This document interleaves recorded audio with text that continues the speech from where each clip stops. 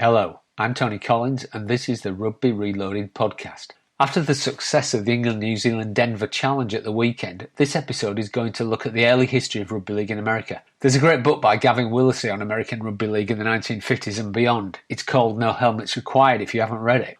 But I'm going to go back even further to the pre-World War II days. Rugby League's North American Odyssey began in September 1928 when, on their way back from their Australasian tour, the British tourists played two exhibition games in Canada. Two sides representing England and Wales played matches in Vancouver and Montreal, with England winning 30 points to 17 and 20 points to 18 respectively, the latter being one of the first league games ever to be played on a Sunday. The fact that touring sides from both hemispheres tended to sail via North or Central America at this time meant that it didn't require much imagination to see the possibilities which could open up for the game on the American continent. Indeed, it was something that rugby union had realised ever since the 1905 All Blacks had returned home from Britain via America and helped to establish rugby union on the West Coast. But in fact, the 1928 match was probably not the first time that rugby league had been played on the North American continent. In 1907, it was reported that a rugby team had been set up in the Canadian town of Strathcona, now a suburb of Edmonton, that played under Northern Union rules. However, the other football clubs in the town played either rugby union or Canadian football rules, and the Strathcona Northern Unionists fell into line with their union-playing neighbours. Nor had it escaped the attention of the handful of rugby league supporters and officials who had visited North America that their game bore more than a passing resemblance to American football, especially at the then more popular college level, where forward passing was relatively uncommon and the main difference between the two games was the blocking of opponents without the ball. Philosophically, the two games shared a focus on tackling, running with the ball and retaining possession, together with a common rejection of such rugby union shibboleths as the ruck, the maul and the line-out. As Jack Gibson pointed out in the 1980s, American football and rugby league were basically the same game but played under different rules. Walter Camp, the dominant force behind the development of American football in its first 3 decades, was also well aware of the similarities. In 1911, following Stanford and California University's decision to switch from American football and take up rugby union, Camp dismissed the union game and wrote that the Northern Union game, especially in Lancashire and Yorkshire, would be a revelation to many of those who have merely seen the more mediocre union play. The men who form these teams are of excellent physique, strong and powerful, putting up a hard, vigorous game with tackling that is earnest enough to be severe.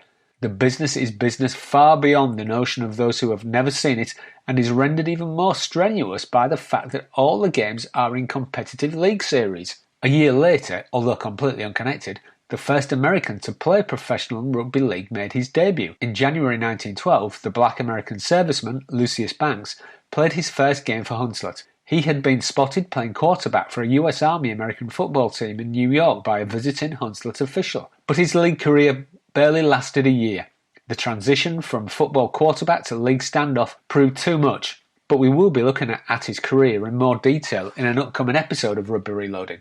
However, it wasn't until the 1930s that the expansion of rugby league into America began to be discussed seriously. During the 1932 Lions tour to Australasia, the Australian Board of Control discussed the prospects of expansion of the game into North America and recommended that 2 representatives from England and Australia should go to America to organise a series of exhibition matches. The board's idea was to organise these matches in conjunction with college football games, with the league match playing its first half, followed by the first half of the gridiron game, then for the second half of the league match to resume, followed by the second half of the American football match. Despite this slightly odd proposal, the 2 tour managers, Oldham's G.F. Hutchins and Warrington's Bob Anderton, enthusiastically backed the suggestion and proposed that the RFL should explore the possibility of establishing the game in America by organising a series of matches between England and Australia to be played in the principal cities from New York to San Francisco. But the RFL Council, probably because the game in England was being financially battered by the great slump of the early 1930s, unanimously turned down the idea. Nevertheless, Harry Sunderland, the Rugby League journalist who had managed the Kangaroos and went on to manage Wigan, had also begun to make contacts in the US. In 1932, he got in touch with George Halas, the founder and owner of the Chicago Bears. Sunderland suggested a match between the Chicago Bears and the 1933 Kangaroo Tourists, each half of which would be played under each other's rules. Halas responded positively and proposed staging a match during the September 1933 World's Fair that was going to be held in Chicago. "We have the outstanding players of the country on our team," wrote Halas, who went on to mention Red Grange and Bronco Nagurski, two of the greatest footballers America has ever produced. Perhaps somewhere in a parallel universe, the game did go ahead and the Galloping Ghost and Bronco did line up against Dave Brown, Vic Hay and all the other great Australian tourists of the 1933 tour. But in this world, sadly, nothing came of the idea, not least because the Kangaroos would already be well into their British tour by that time. But these hopes for expansion were more than just wishful thinking. Professional American football was something of a sickly adolescent in the 1930s. The NFL had only been established very shakily in 1920, and it was geographically confined to a handful of industrial cities in the East and the Midwest of America. It wasn't until the 1940s and 1950s that the NFL became established on the West Coast. Isolated in sporting terms from the rest of the country, in the 1930s the establishment of sporting links with Australia was a logical move for American sports, especially considering that in terms of distance, Sydney was not much further from California as New York was. Moreover, neither baseball nor American football, America's two major sports, could offer any form of international competition. At a time when sport was becoming more and more important internationally, America's only significant international sporting contests were at the Olympics, and these took place only every 4 years. Rugby League offered international matches in a form that Americans could understand.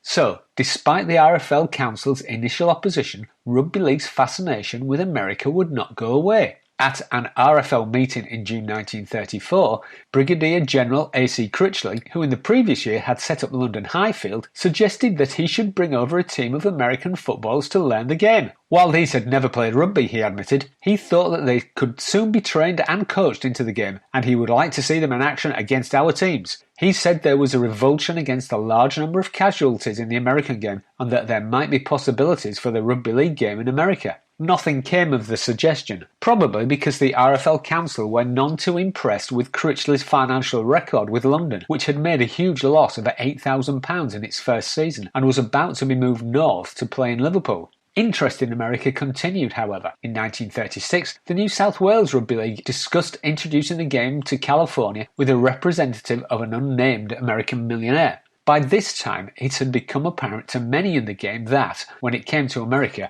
there was no smoke without fire, and that there was a very real opportunity for the game across the Atlantic. So, in 1937, the RFL Council agreed to send 2 teams to the US to play a series of exhibition matches, following an offer from a Mr. Ormsby of New York to organise and underwrite a tour. However, Ormsby's promises of finance never materialised and the idea evaporated. However, the possibility of a very major breakthrough came in June 1939, when, apparently out of the blue, the RFL received a letter from Ward B. Nash, then the secretary of the Californian Rugby Union, and a man who would later become prominent in post-war attempts to establish the league on the West Coast. The letter explained that California was considering abandoning rugby union for rugby league and asked for the council's views on the possibility of terms being arranged. This was potentially the biggest development in the game since the announcement of the 1907 New Zealand tour to Britain. Sensing that history could be made, the RFL Council decided to pursue discussions, even to the extent of visiting California, noted the minutes of the meeting. The following month another letter arrived from California, this time from an exiled Rochdale Hornets fan, explaining the opportunities which are opening up for rugby league. That year's annual RFL conference met in a state of confident anticipation, with J.F. Hutchins, now the RFL chairman, declaring that he was happy at the prospect of America coming into the rugby league. Sadly, it was not to be. Less than 2 months after that annual conference, World War II broke out, and the Californian adventure was postponed indefinitely. The Californian letter remains one of rugby league's great what-ifs, but perhaps rugby league's latest American adventure will prove to be more fruitful. I hope you've enjoyed this episode of the Rugby Reloaded podcast. If you want to follow me on Twitter, my name is @CollinsTony, and if you want to dig a bit deeper into the history of rugby and the other football codes, take a look at the Rugby Reloaded website at www.rugbyreloaded.com, where you'll find an exclusive in-depth preview of my new book, How Football Began, a global history of how the world's football codes were born. Until next week, thanks for listening.